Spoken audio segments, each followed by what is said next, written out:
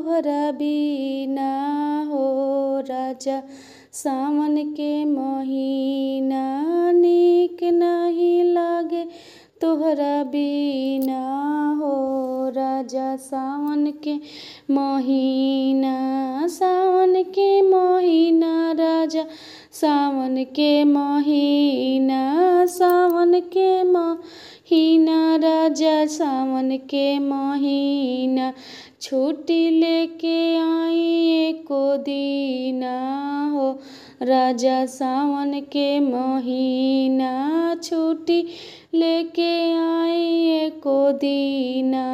हो राजा सावन के महीना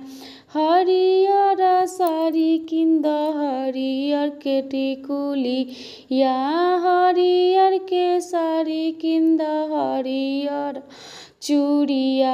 हरियर के लाई द टिकुलिया हो पर सटल नगिनिया हरियर के लाई द टिकुलिया हो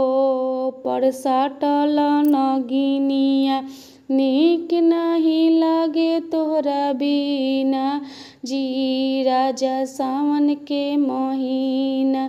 नीक नहीं लागे तोहरा बिना जी राजा सावन के महीना छुट्टी लेके आई एको दीना जी राजा सावन के महीना छुट्टी